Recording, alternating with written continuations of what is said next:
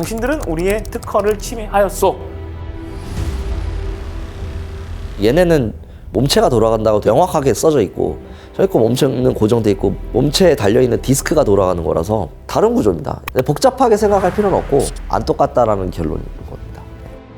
그로부터 3개월 뒤 민사소송이 날라왔습니다. 저쪽은 뭐 예를 들어서 가솔린 차인데 전기차를 파는 우리한테 왜 똑같은 차를 만드냐 이런 식이거든요. 뭐 근데 이렇게 중단하게 하는 행위는 결국은 위법한 이제 방해 행위에 해당할 수밖에 없을 거고. 판매 활동을 방해해서 자기네들이 독점적으로 판매를 하면은 그 수익이 훨씬 더 막대하다라고 이제 생각을 하고 있는 것 같고요. 그래서 저희는 결정을 내렸습니다.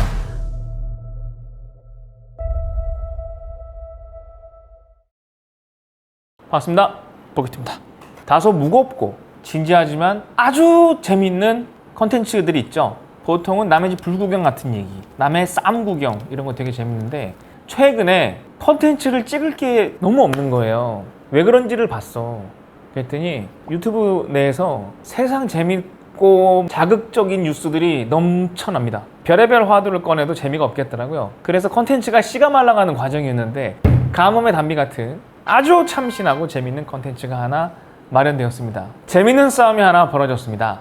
저희 일전에 그 올해 초였죠? 오리지니크 그라인더 때문에 중국 본사 그 특허를 갖고 있는 곳에서 저희 쪽에 경고장을 날려왔었고 그 경고장에 대해서 택도 없는 소리 하지 말라고 저희가 변리사까지 불러 앉혀놓고 얘기를 나누고 의견 듣고 그 내용을 토대로 해서 저희가 뭘 보냈습니까? 경고장을 또 같이 의견서와 함께 다시 보냈습니다. 까불지 마. 안 그랬으면 좋겠어. 괜히 시간 끌려고 하지 말고 그것 때문에 우리한테 피해가 오면 나도 가만 안 있어 라고 했고 그 와중에 저희가 4월 달에 저희 특허가 그쪽 특허하고 침해되지 않습니다 라고 하는 심판을 받기 위해서 소극적 권리 심판이라는 걸 신청을 했어요.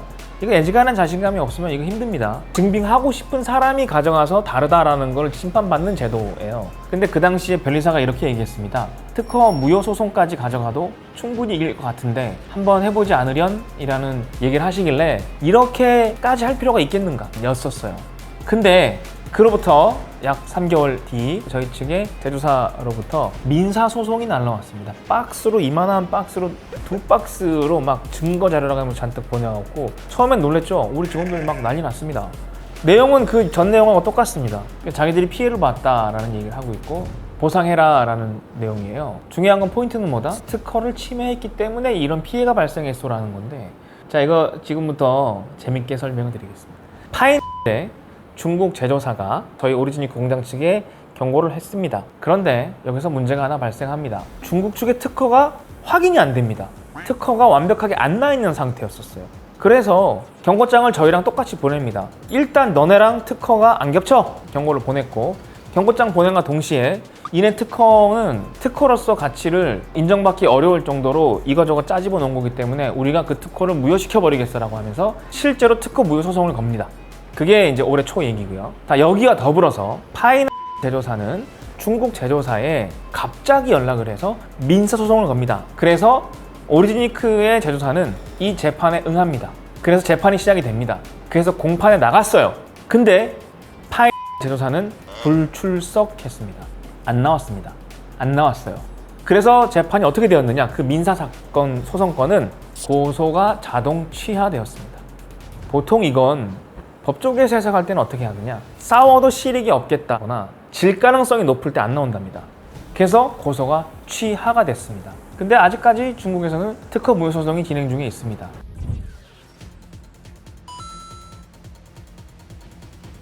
자, 근데 이건 어디다? 중국 내의 특허를 가지고 다투고 있는 것이다. 국내의 특허는 또 저희가 섭외했던 변리사 얘기는 상식이 있는 변리사면 이건 겹친다라고 절대 볼 수가 없다. 정말 상대방이 큰 기업이어서 상대방을 괴롭히기 위한 상대방이 막 불편해지게 만들어지기 위한 방법을 자금력이 좀 되는 곳에서 하게 되는 경우는 있는데 이거는 변리사가 양심이 조금 부족하거나 돈이 많이 급할 때 이러지 정상적인 변리사는 이런 거 안 맞는다라는 거예요. 진다라고 무조건 얘기를 해준대. 그래서 좀 다르구나. 드라마에서 변호사들 보면은 질 것도 이기게끔 만들거나 좀 덜 지게 만들거나 하는데 특허 관련돼서는 그런 게 없다라는 거죠. 또 특허 침해 주장이 또 왔는데 변리사님 의견은 어떠세요? 침해율, 비율로 따진다면 어떻게 볼 수 있을까요?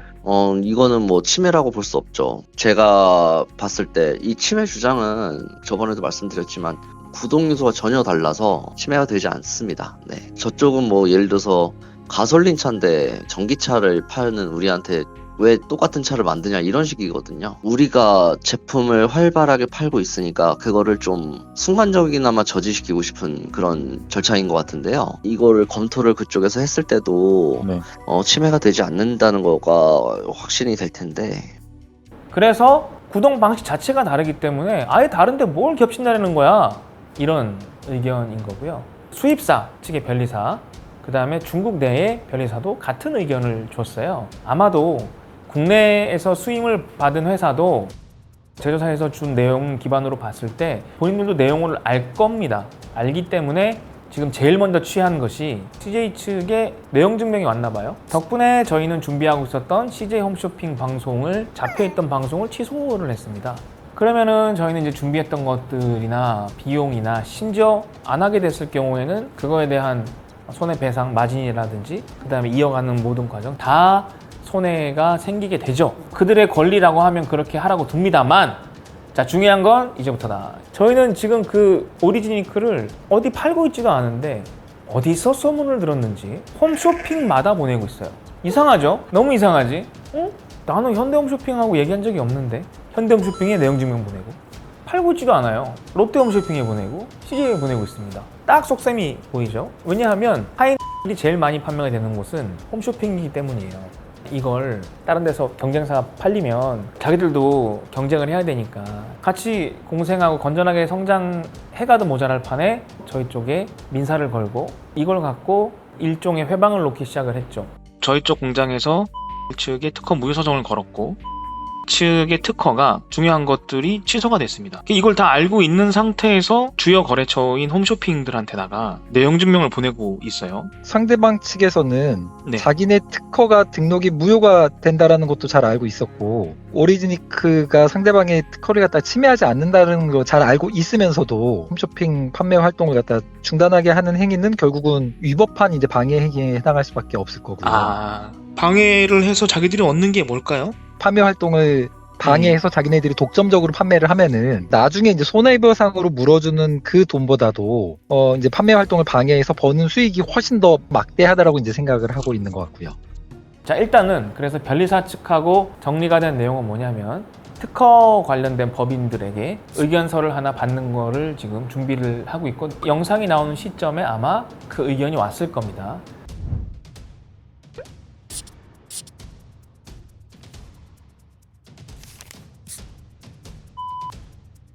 저희가 비용을 또 들여서 변리사님을 통해서 특허 무효 소송을 지난주에 진행했습니다. 수임 의뢰를 맡겼고 거의 90% 끝났기 때문에 아마 다음 주 정도에 접수가 들어가게 됩니다. 특허 무효 소송이라고 하면 무엇이냐면 한국에 계시는 그 어떤 누구도 하이라고 똑같이 만들어도 문제가 없다라고 만들어버리게 되는 그런 무효 소송입니다. 저도 끝까지 가서 이게 무효가 되게끔 할 겁니다. 한 가지 확실한 게 있는데 제조사뿐만이 아니라 국내에 있는 총판 운영권자가 개입되었다라고 하는 정황을 확인을 했기 때문에 한국 총판인 카 그리고 파이의 제조 본사 이 두 곳에 동시에 소송 진행을 하기로 결정을 했습니다. 파이의 국내 총판사가 있어요. 이 수개월 동안 사실 홈쇼핑사나 관계사들을 다니면서 저희가 특허를 침해했다. 우리가 되게 뻔뻔한 회사니까 주의하셔라. 라는 식의 소문을 이제 내고 다녔고, 그게 얘기를 직접 들은 증인들을 확보해 놓은 상태예요. 브랜드 본사인 여기도 동시에 손해배상 청구를 할 수 있을까요?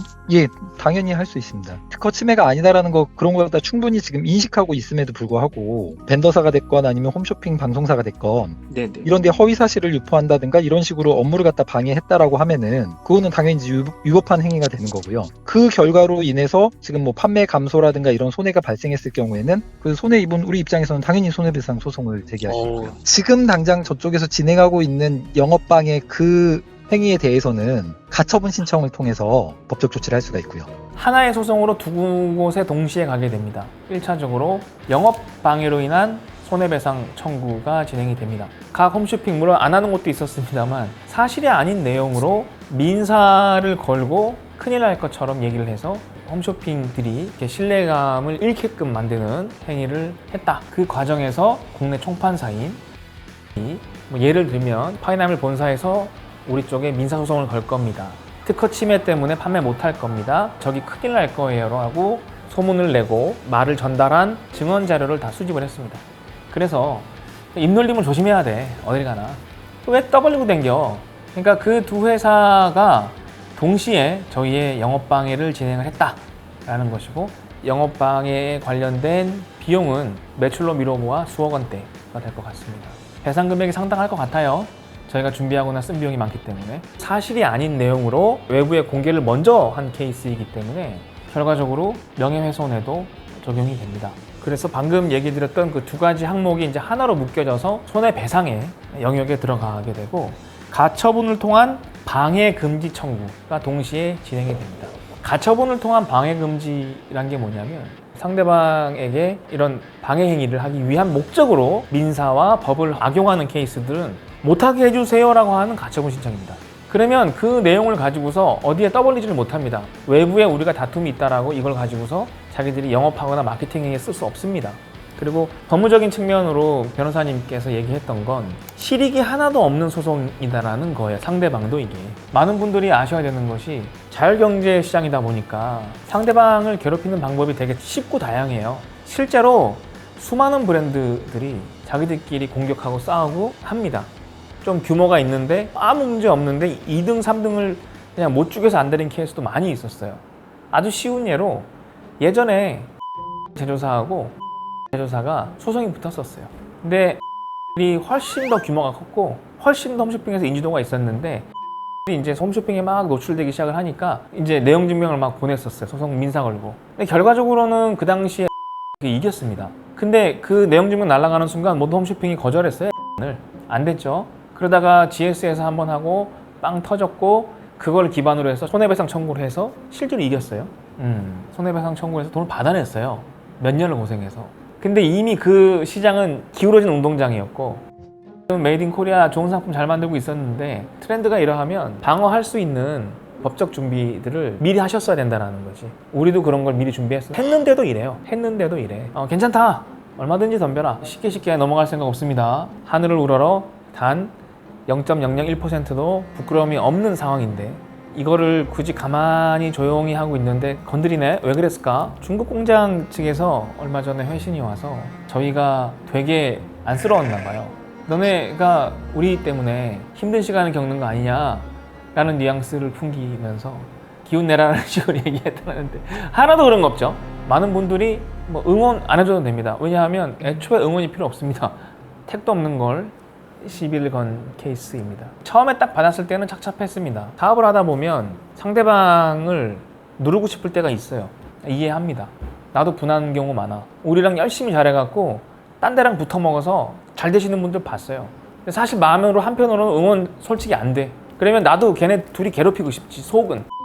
측에서는 저희가 꼴보기 싫을 수는 있어요. 다만 하나 아셔야 되는 게 저희가 를 같이 하기로 공고까지 나갔다가 못하게 된 경위를 낱낱이 아셔야 되는데 저희가 하려고 준비했던 그 시점에 업체 측하고 저희 측하고는 최저가 이슈가 논란이 되지 않도록 사전에 얼마 이하로 팔지 않아야 된다. 이 가격 이하로는 없어야 한다. 당연하다. 그런 적 때려주고도 없다. 그랬는데 뭐 한 2달 전에 저보다 5,000원, 6,000원 싸게 파신 분, 한 달 전에 저보다 10,000원 이상 싸게 파신 분 다 나왔는데도 사과조차 안 하시고 너부터 비싸게 팔아라 라고 하시고 심지어 지금은 제가 팔았던 것보다 더 싸게 팔죠. 그러니까 저희 채널을 너무 물러봤다. 그래서 못하게 된 거예요. 방송 당일에 30분 전에 취소했잖아요. 우리 야근하려고 다 남아있다가 집에 다 갔지. 제가 얘기했습니다. 혹시 그 박스 포장하는데 포장비 들었으면 청구하시라고. 제가 마진 양보하겠고 그쪽도 양보 조금씩 해서 가격 줄이자라고 분명히 얘기했을 때도 거절했었거든요. 그런 회사하고 무슨 일을 해요. 근데 그 와중에 크지도 않은 요따만한 시장에 조금 이렇게 조금 색깔 좀 보인다고 나타나갖고 그냥 이렇게 민사 보내고 그럴 돈이면 고객들한테 사은품 더 주시고 경품 더 쓰시고 홍보비 더 쓰세요. 부끄러운 줄 알아야지.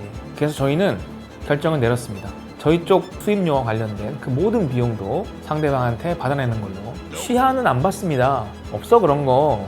우리 거 안 할 테니까 같이 그만하시죠. 택도 소리 하지 마요. 가만 안 둬. 오늘 변호사님하고 끝까지 가기로 얘기를 했고, 이런 거에 하나도 데미지를 입지 않습니다. 이런 거에 한 개도 흔들리지 않습니다.